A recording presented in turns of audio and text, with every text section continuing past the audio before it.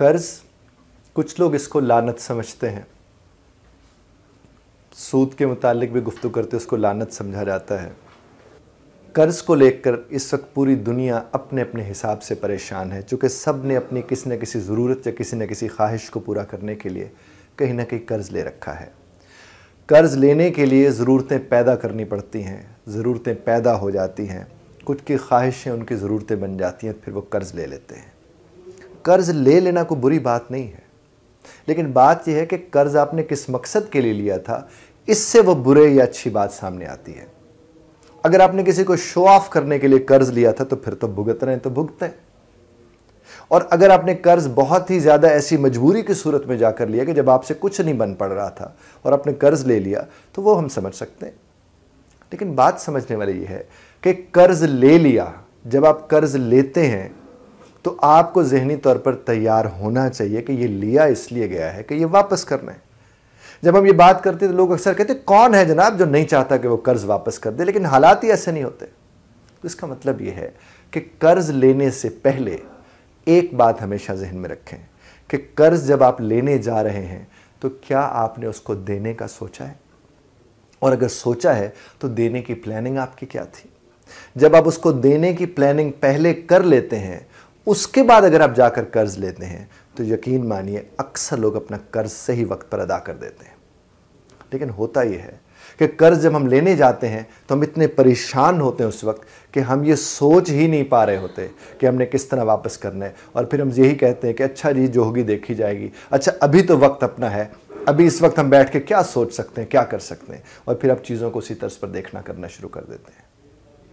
देखिए जनाब, अगर आप चाहते हैं कि आप कर्ज की बाद की परेशानियों से बचें तो पहले ये एक्सेप्ट कर लें कि कर्ज पूरी दुनिया लेती है। कर्ज लेना कोई बुरी बात नहीं है। हाँ, ये बात दुरुस्त है कि कर्ज लेकर आप खर्च कहाँ करते हैं और ज़रूरत के तहत खर्च किया या किसी ख्वाहिश के ऊपर जाकर खर्च किया, यहाँ पर ज़रूर फ़र्क पड़ता है। मैं आज आपकी वीडियो में आपको एक वजीफ़ा भी बताऊँगा जिससे अल्लाह हमारी मदद फरमाते हैं कि हम कर्ज जो है अपना उतार सकें। जब आप कर्ज ले चुके, आपने इस्तेमाल कर लिया, तो सबसे अहम काम यह है कि अपने दिल से, अपने दिमाग से, अपनी नीयत से कभी इस बात को मत निकलने दे कि वो कर्ज आपने अदा करना है, और बड़े शुक्रगुजार हो उसके जिसने आपको कर्ज दिया था। दूसरी बात, जिसने आपको कर्ज दिया है उसका फ़ोन हमेशा उठाएं।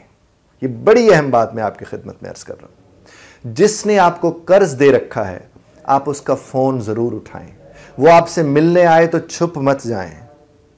वो अगर आपको कोई एसएमएस करता है, आपको कोई मैसेज करता है और अपने कर्ज के मुतालिक पूछता है तो उसके जवाब में डिले मत करें, उसके साथ अपने राब्तों में कमी मत लाएं। चूंकि कर्ज देने वाला कर्ज देने के बाद शायद कर्ज लेने वाले से भी ज़्यादा परेशान होता है, क्योंकि उसे समझ ही नहीं आ रही होती कि ये कर्ज मुझे वापस कैसे मिलेगा और ये कर्ज मैंने वापस कैसे लेना है। और जब उसे ये बात समझ नहीं आ रही होती तो फिर वो क्या करता है, वो कहीं ना कहीं अपने अपने हिसाब से सोचना शुरू करते कि अगर इसने कर्ज ना दिया तो मैं क्या करूँगा। अच्छा, मैं पुलिस की तरफ भी जा सकता हूँ, मैं उस पर केस भी कर सकता हूँ, मैं उसको धमकियाँ में कॉल्स भी करवा सकता हूँ, मैं 4 अच्छे बड़े बूढ़े भी उसके घर में ले जा सकता हूँ, मैं उसके किसी चीज़ पर कब्ज़ा कर सकता हूँ, वगैरह वगैरह। वो इन सारी ऑप्शंस पर तब गौर करता है जब आप उसके साथ कम्युनिकेट नहीं करते, जब आप उसके साथ बात नहीं करते हैं।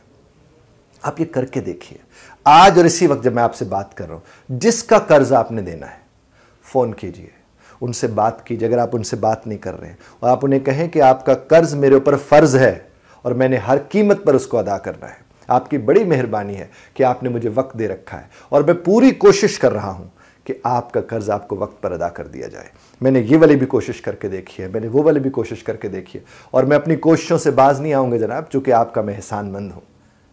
आप ये करके तो देखिए।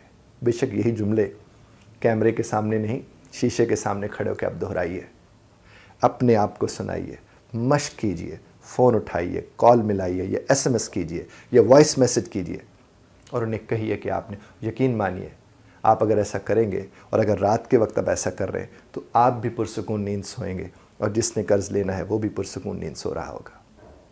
और अगर ऐसा आप नहीं करेंगे, आप उससे छुपेंगे, वो आपका पीछा करेगा।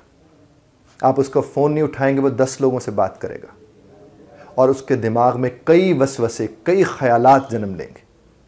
और फिर वो एक काम करेगा कि वो आपसे कर्ज लेने की अच्छी से लेकर बुरी तराकीब तक सबके ऊपर गौर करेगा। और जब वो सबके ऊपर गौर करेगा तो उसका नतीजा सिर्फ एक ही निकलेगा कि आपके और उसके दरमियान इख्तलाफात पैदा होंगे, इख्तलाफात बढ़ेंगे और दोनों एक दूसरे के लिए नुकसान का सबब होंगे।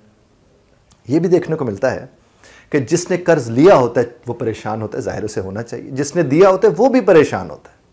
और जब दोनों परेशान होते हैं और एक परेशान की परेशानी का हल ये होता है जिसने कर्ज दे रखा है कि वो आपसे बात कर ले जिसने कर्ज ले रखा है। जब इनके दरमियान कम्युनिकेशन गैप नहीं होता, यानी ये आपस में बात कर रहे होते हैं, तो दोनों अपनी अपनी जगह पर कहीं ना कहीं किसी ना किसी हिसाब से वक्त को लेकर चल रहे होते हैं। और अगर ये बात ना कर रहे हो तो फिर उसके नुकसानात होते हैं। तो आप अगर समझते हैं कि आपने कर्ज ले रखा है और आपने कर्ज देना है, तो आप एक ही काम कीजिए कि आप राब्ते में रहिए, आप राब्ते में रहें उसके जिसको आपने कर्ज देना है। यकीन मानिए आप आसानी से अपना कर्ज दे पाएंगे। खुदा की मदद तो शामिल हाल होगी सो होगी। इंसानी एतबार से भी आप चीज़ों को और तरह से देख रहे होंगे। और अब मैं आपको अर्ज़ करता हूँ कि जो वजीफ़ा आपको पढ़ना चाहिए जब आपके ऊपर कर्ज हो, तो आप अव्वल आखिर दुरूद पाक के साथ इशा की नमाज के बाद या फ़ज्र की नमाज के बाद या लतीफ़ो या करीमो या रहीमो अव्वल आखिर ताक यानी 3, 13, 17, 11 मरतबा दुरूद पाक पढ़ के दरमियान में 333 मरतबा इसी तरतीब के साथ आपने इसको पढ़ना है और रब के हुजूर सरब सुजूद होना है। और उसमें भी रब का शुक्र अदा करते हुए आपने उस शख्स के हक़ में भी दुआ करनी है जिसने आपको कर्ज दिया था कि खुदा उसके लिए भी आसानियाँ पैदा करे और आपको भी उसके लिए आसानी पैदा करने वाला बनाए। जब ये सोच कर आप दुआ करेंगे तो मेरा रब जो बहुत बड़ा मेहरबान है, जिसने पहले भी आपकी मदद की थी, जो आगे भी आपकी मदद पर यकीन रखता है और वो आप ही की मदद में दिलचस्पी रखता है, वो यकीनन आपकी मदद फरमाएंगे। लेकिन फॉर दिस आपको करना क्या है, मेहरबानी करके वही एक थंब रूल, एक अहम रूल कि आपने जिससे कर्ज ले रखा है उससे राब्ता मत तोड़िए।